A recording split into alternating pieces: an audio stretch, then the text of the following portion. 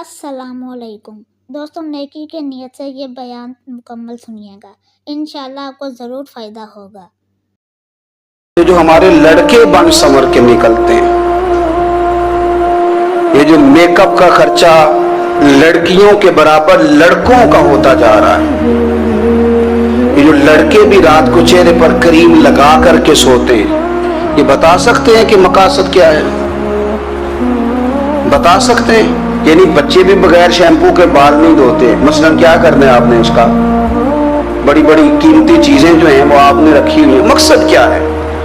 ये जो हमारे बच्चे बन संवर के निकल रहे हैं, तो क्या दावत दे रहे हैं सोसाइटी को? शार्ट निकरे पहन के जो निकले हुए, उरिया लिबास पहन के निकले हुए। इकबाल ने कहा था, दियार मशरिक हवस में गलता, शबाब उरिया शराब इसियां, जिसे भी देखो गरी के इसियां। हम ऐसी तहजीब क्या करेंगे?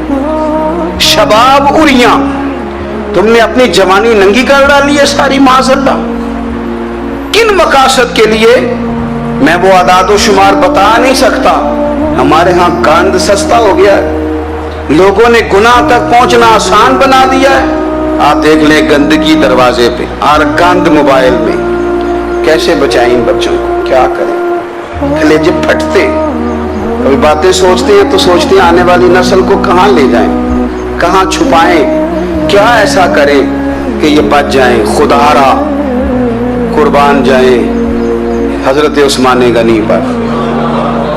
मुसन्नफ इब्ने अबी शैबा में सहाबा फरमाते, हजरत उस्मान गनी ना बड़े मालदार थे।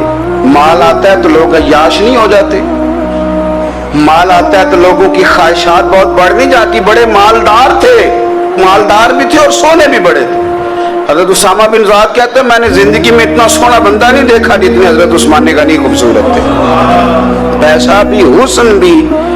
लेकिन फरमाते हैं कि हजरत उस्मान गनी सबसे बढ़कर अपनी शर्मगाह की हिफाजत करने वाले और सबसे बढ़कर सिला रहमी करने वाले, रिश्तेदारों से अच्छा सलूक करने वाले, हया वाले, शर्म वाले, पाकीज़गी वाले। आपका ज़हन है, आप सुबह उठते ही ज़हन बना लें कि मैंने आज इतना सबक पढ़ना है, आज इतनी तफसीर देखनी है, इतनी इबादत करनी है, फलानी नात मैंने देखनी है, फलां खैर का काम करना है, फलां आदमी के साथ नेकी करनी है। सुबह ज़हन बना लें, आपका ज़हन वही काम करने लगेगा। लेकिन अगर सुबह उठते ही ज़हन में गंदगी है, रात को सोते ही माज़अल्लाह ज़हन में वसवसे हैं, तो फिर सारा दिन वही चक्की चलेगी, वही अंदाज रहेगा। थोड़ा सा आपको इसकी निगरानी करनी है, थोड़ा सा। फाशी उरियानी ये तेजी से फैल रही है, तेजी से गंदगी लोग कशीद करके लाते हैं। और हया का मतलब सिर्फ इतना ही नहीं है आप जिना और बदकारी से बचें, आप अपनी जुबान को भी हया वाला बनाएं। कोई कच्चा कमजोर जुमला, गंदी बात, गाली कभी भी जुबान पे ना आए। आपका अंदाज हया वाला हो, बेबाक हो जाना, बेबाक बोलना। मैं बारीकी से इस बात को समझता हूँ और मैं आपको बहुत सारी बुजुर्गों के इरशादात का निचोड़ अर्ज करने लगा हूँ। आप अपना ज़हन साफ कर लें, आपके बहुत सारे काम वैसे ही सही हो जाएंगे। क्योंकि हमारे दीन के अंदर ज़्यादा अजर नीयतों और इरादों पे मिलता है। आपके जो अंदर की पाकीज़गी है वो बहुत सारा फजल लाती है अल्लाह का। और अगर दिल ही ना पाक हो, ज़हन ही ना पाक हो, तो वो खैर की चीज़ें किस तरह करके दाखिल होंगी? नौजवान मेरी बात पर तवज्जो करें। फरमाया, वो लोग जो अपनी शर्मगाह की, वल्लज़ीना हुम लिफुरूजिहिम हाफिज़ून, वो लोग जो अपनी शर्मगाह की हिफाजत करते हैं।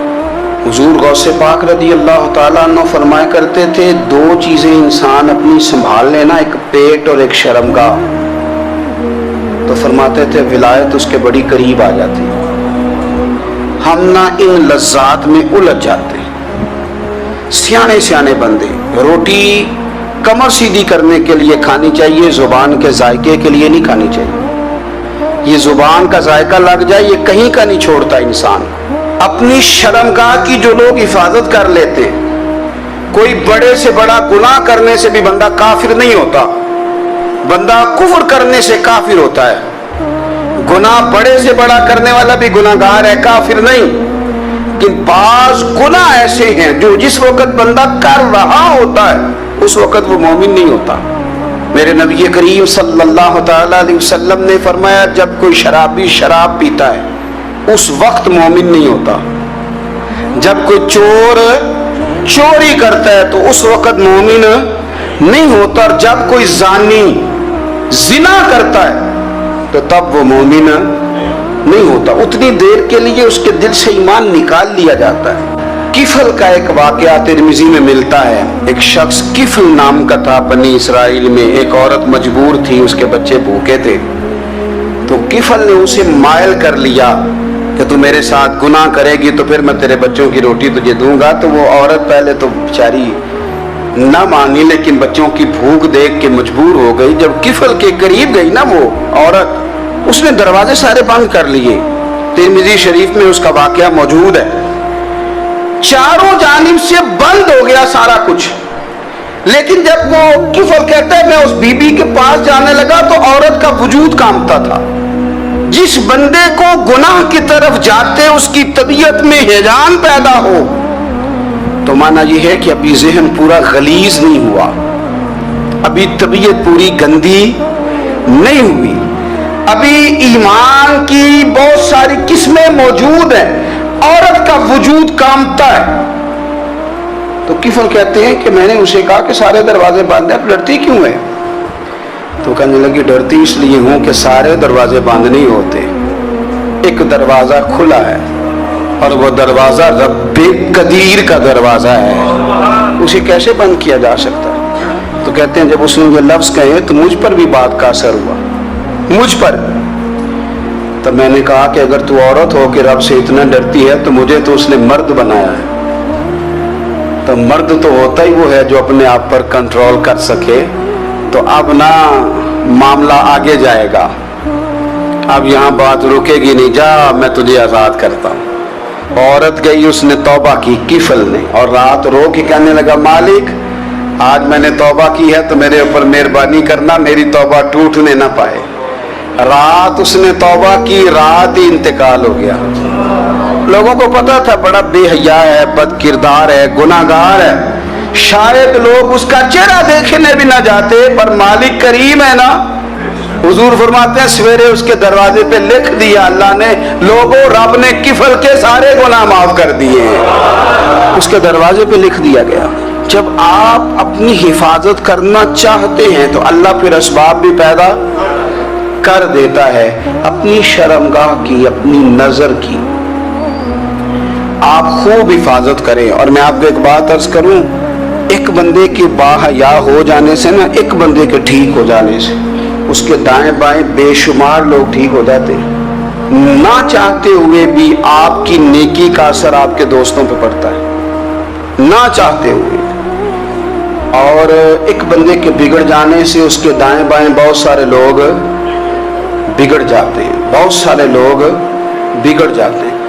आप अगर अपने लबो लहजे पर ये पाबंदी लगा सके और अपने आप को अगर आप संभाल सके तो फिर याद रखिएगा बड़ी सारी चीजें बेहतर हो जाएंगी।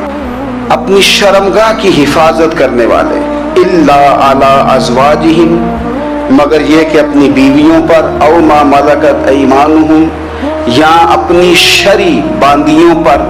उस जमाने में जो लौंडी खरीदी जाती थी उससे भी वती करना जायज था, अगरचे अब लौंडियां मौजूद नहीं है तो ये फेल भी मौजूद नहीं, सिवाय अपनी बीवियों पर या शरी बांदियों पर। फ़इन्नहुम गैरु मलूमीन, फरमाया जो ये काम करे उस पर कोई मलामत नहीं है। अपनी बीवी के पास शरी तरीके से जाए या बांदी के पास जाए। फमन इब्तगा वरा ज़ालिका, और जो आदमी इसके बाद इस हद से बढ़े, इसके सिवा कुछ और करे जो बंदा, फरमाया फ़उलाइका हुमुल आदून, ये लोग हद से बढ़ने वाले।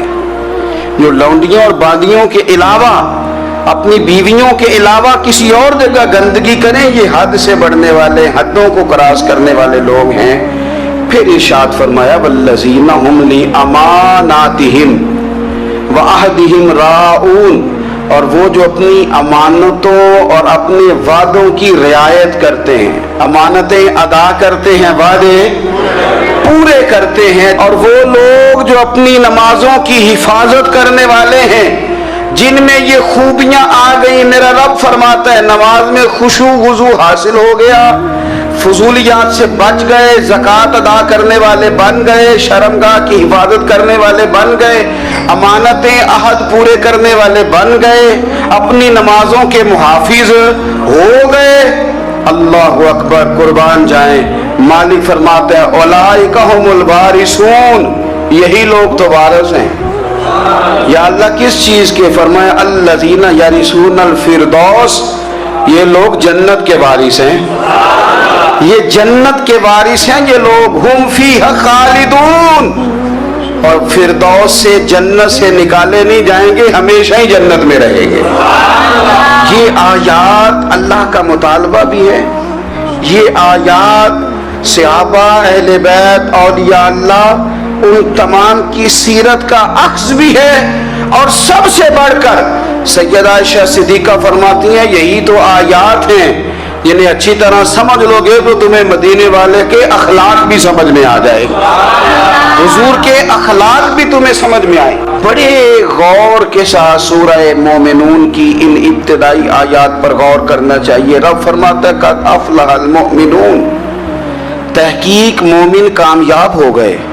کون سے مومن؟ الذین ہم فی صلاتہم خاشعون، وہ جو اپنی نمازوں میں گڑ گڑانے والے ہیں، خشوع کے ساتھ، عاجزی کے ساتھ، انکساری کے ساتھ، ذوق کے ساتھ نماز پڑھنے والے ہیں۔ دیکھیں قرآن نے یہ نہیں کہا شروع میں کہ وہ لوگ اپنی نماز پابندی سے پڑھتے ہیں، بلکہ فرمایا وہ نمازوں میں عاجزی کرتے ہیں، وہ نماز میں خشوع کرتے ہیں، وضو کرتے ہیں۔ نماز ہم بھی پڑھتے ہیں،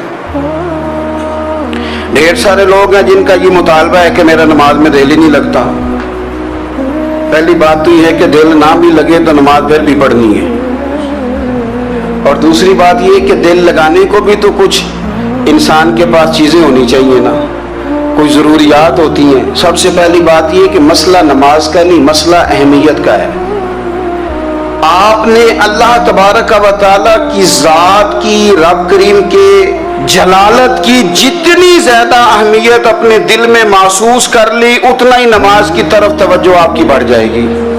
آپ سادی سی مثال ہے، غور کر لیں، جتنا آپ اپنے استاد کو پروٹوکول دیتے ہیں، جتنی عزت کرتے ہیں، اتنا ہی وقت پہ آپ ان کے پاس پہنچ بھی جاتے ہیں۔ اگر آپ کے دل میں اہمیت نہیں ہے تو آپ ٹال دیں گے، اور جس استاد کی اہمیت ہے اس کے فون کی گھنٹی بجتے ہی فون بھی اٹھایا جائے گا، اور بات پوری مکمل بھی نہیں ہوگی تو کہا جائے گا جیسے آپ کہیں گے، اور جو وقت وہ دیں گے ان سے 10 منٹ پہلے پہنچنے کی کوشش بھی کی جائے گی۔ بس سمجھ لیں دل لگنے نہ لگنے کا مسئلہ نہیں، اہمیت کا مسئلہ ہے۔ آپ جتنی اپنے مالک کی بارگاہ کی اہمیت سمجھ لیں گے، اتنا ہی وقت پہ مسجد آئیں گے، اتنا ہی شوق سے نماز پڑھیں گے۔ دوسری بات، نماز کے ترجمے پہ غور کریں۔ آپ یقین کریں اگر نماز کا ترجمہ ہمیں آ جائے نا تو ہمیں تو یوں لگے کہ ہم تو اپنے مالک کی بارگاہ میں عرض و معروض کرنے حاضر ہوئے۔ یہ سورہ فاتحہ ہی دیکھ لیں آپ، حضور فرماتے ہیں، رب فرماتا ہے سورۃ فاتحہ آدھی میری ہے آدھی میرے بندے کی ہے۔ جب اس نے کہا الحمدللہ رب العالمین الرحمن الرحیم مالک یوم الدین ایاک نعبد و ایاک نستعین، جب یہاں تک وہ لفظ کہتے دوستو ہمیشہ نیک عمل کی طرف بڑھتے رہیے اور دوسروں کے لیے آسانی کا سبب بنیے۔ انشاءاللہ یہی زندگی کا اصل سکون اور کامیابی ہے۔ پلیز اس چینل کو سبسکرائب کر دیں اور ویڈیو کو لائک کر دیں۔